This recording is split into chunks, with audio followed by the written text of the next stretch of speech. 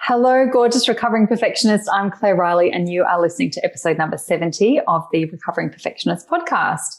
Today, I'm going to do some really quick tips on how to get the most out of using Zoom for your meetings, webinars, and anything else that you're using Zoom for in your business. You can head to claireriley.co/pod/70 to get the show notes and any links that I mention in here as well. This is the Recovering Perfectionist Podcast, and I'm your host, Claire Riley. Alrighty, most of us are pretty familiar with using Zoom. We dial into other people's training and workshops. It's often incorporated in courses. And if you have worked in any sort of organization over the last 12 months, you may have used Zoom as well for remote team meetings and that sort of thing as well.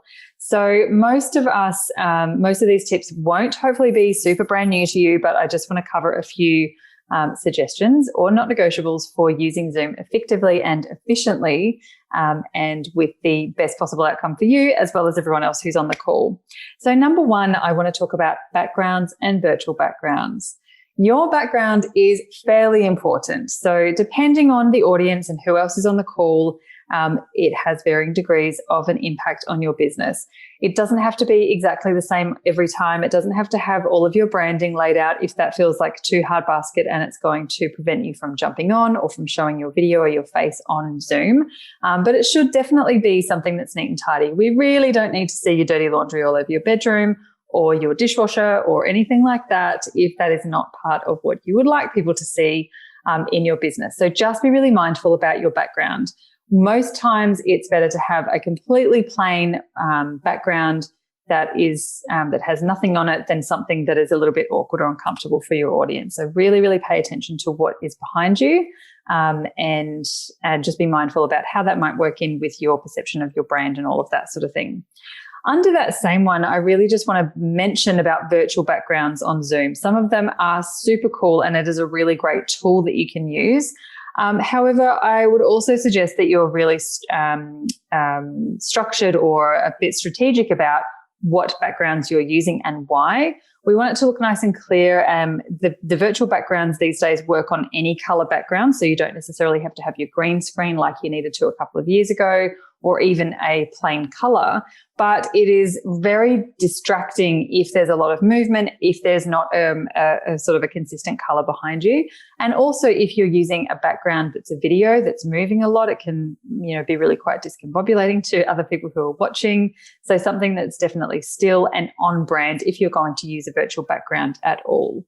If you're in doubt, check in with a biz bestie who's going to be honest with you about their feedback, and take that on board. As I said, sometimes plain is better than trying to be all fancy schmancy with your background. So be really clever about what is shown behind you.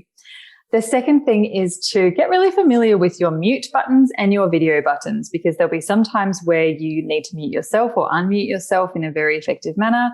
And there'll be some times when you have the opportunity to have your video on or off. So you can, again, be quite strategic about what you show and what you say.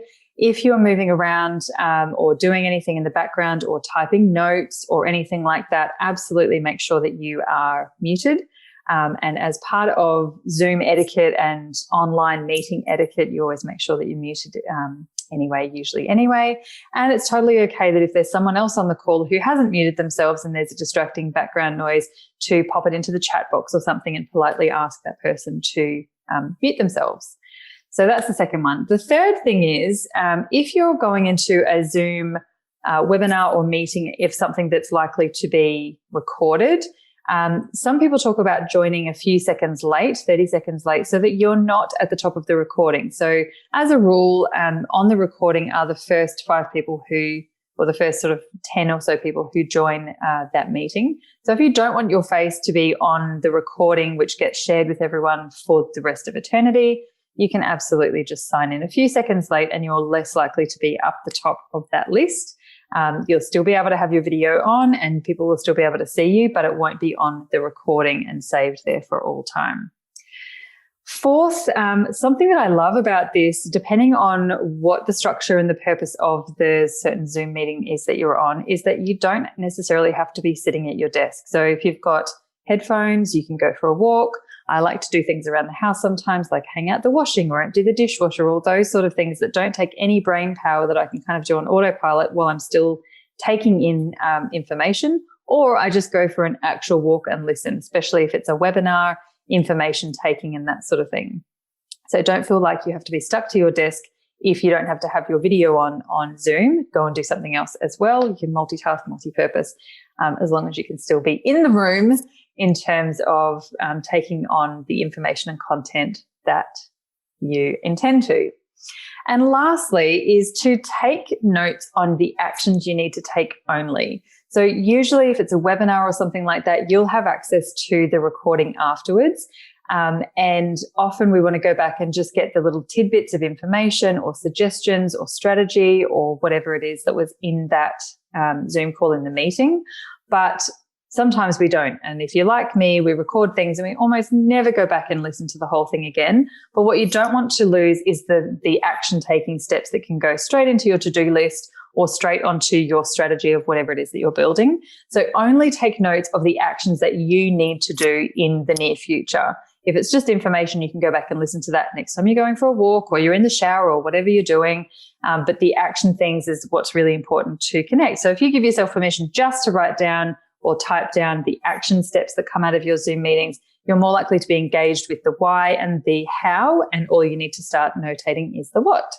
So just to summarize, check in with your backgrounds, be very cautious about the background that you have and or any virtual backgrounds that you might be using. Make sure that they're on brand and they have a purpose to fulfill, not just some pretty photo that you took that has nothing to really do with anything. Secondly is make sure that you're really familiar with the mute and video buttons to be able to switch them on and off as needed. Join 30 seconds late if you don't want your face to be on the recording. Consider multitasking or going for a walk so that you can listen and also be doing something else while you're listening if that's doable and if you can still retain the information, and only take notes on what actions you need to take. Hope that's been helpful. I will see you again on the next episode. Bye, everyone.